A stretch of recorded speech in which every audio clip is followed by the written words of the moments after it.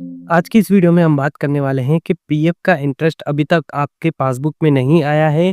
अगर मैं क्लेम करूँगा तो आपको इंटरेस्ट मिलेगा या नहीं? मैं यहाँ हर प्रकार के क्लेम की बात कर रहा हूँ, वो चाहे फॉर्म 31 हो, फॉर्म 19 हो, फॉर्म 10C हो या फॉर्म 13 जो ट्रांसफ़र का क्लेम है, सबका। आपके मन में जो भी क्वेश्चन है, सबका आपको सॉल्यूशन इस वीडियो में मिलेगा। कहीं भी आपको भटकने की ज़रूरत नहीं है। मैं इंटरेस्ट से रिलेटेड सारा कुछ इस वीडियो में कवर कर दिया है। तो आपको इस वीडियो को एंड तक देखने के बाद पता चल जाएगा कि आपको इंटरेस्ट मिलेगा या नहीं मिलेगा। और जो भी मैं बात कहूँगा वो पूरे प्रूफ के साथ कहूँगा, क्योंकि मैं पिछले 5 साल से पीएफ का काम कर रहा हूँ, वीडियो भी बनाता हूँ और पीएफ का वर्क भी करता हूँ। तो आपको जो भी चीज़ें आगे इस वीडियो में देखने को मिलेंगी, वो सारे मेरे एक्सपीरियंस प्लस पीएफ के जो रूल्स है उसके हिसाब से देखने को मिलेगी। तो चलिए वीडियो को स्टार्ट करते हैं। सबसे पहले हम बात कर लेते हैं फॉर्म 10C की, जो कि होता है पेंशन विड्रॉल को लेकर। यानी अगर हमें पेंशन का पैसा निकालना है तो उसके लिए हम फॉर्म 10C भरते हैं। 10C का एक ही रूल्स है कि पेंशन के पैसे पे कभी भी इंटरेस्ट नहीं मिलता है। जी हाँ, पेंशन के पैसे पे आप देख सकते हैं, यहाँ पर हमारा 14,000 रुपया था। यहाँ पर पेंशन का पैसा 100 भी नहीं होता है।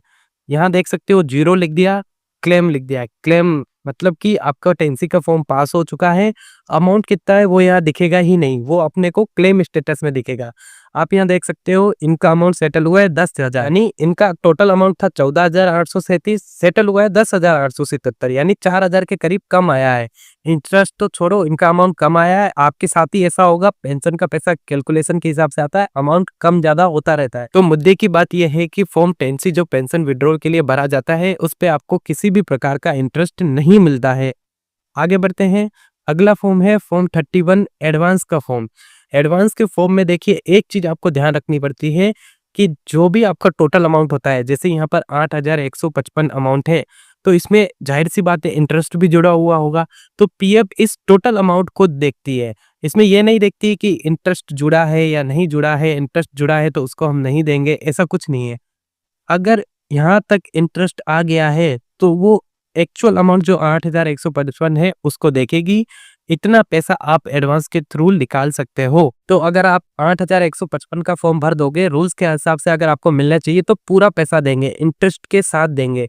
यहाँ आप देख सकते हो, इन्होंने फॉर्म भरा था 4,000 का ही फॉर्म भरा था, तो उनको 4,000 की जरूरत थी, तो 4,000 का सेटल हो गया। इसमें ऐसा नहीं देखा गया कि इंटरेस्ट मिलेगा या नहीं मिलेगा।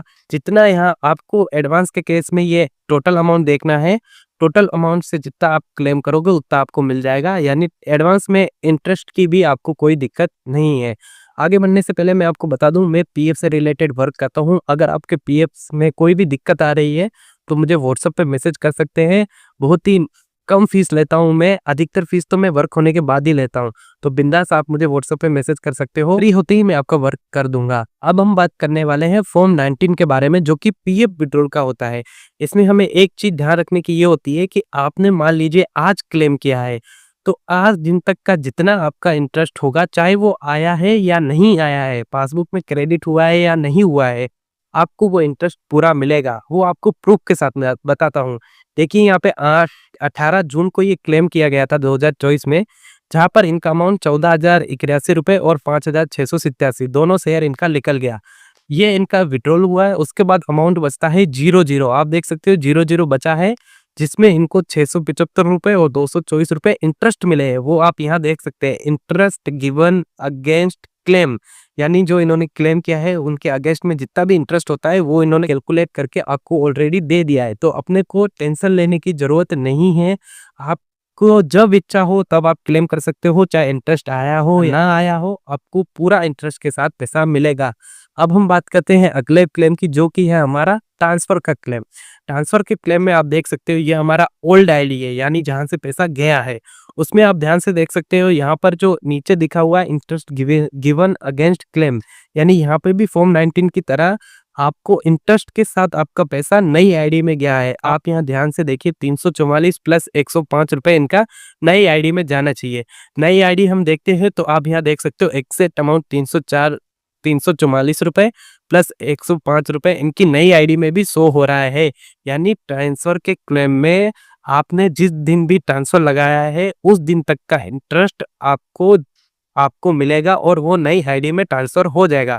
तो उसके लिए भी आपको कोई टेंशन लेने की ज़रूरत नहीं है और आगे जो भी आपको इंटरेस्ट मिलेगा वो टोटल अमाउंट पे मिलेगा। तो कुल मिला के वीडियो का सार ये है कि आपको वेट नहीं करना है। आप आज यानी आपको जब भी लगता है मुझे ट्रांसफ़र करना है, मुझे क्लेम करना है, आप तुरंत कर सकते हो। इंटरेस्ट का सिस्टम पीएफ ऑफिस ने अच्छा बना रखा है, जहाँ जब जिस देर तक का आपका इंटरेस्ट बनता है, जितना भी बनता है, वो पूरा आपको मिलेगा।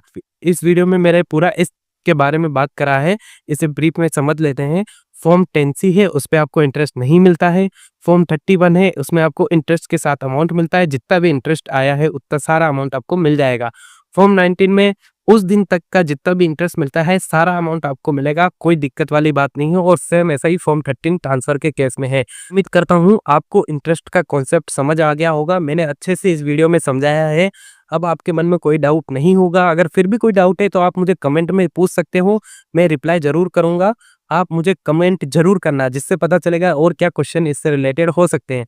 और हाँ, मेरे यूट्यूब चैनल को ज़रूर सब्सक्राइब कर लेना, ऐसे ही इन्फॉर्मेटिव वीडियो मैं इस चैनल पे लाता रहता हूँ। मिलते हैं अगले वीडियो में। बाय।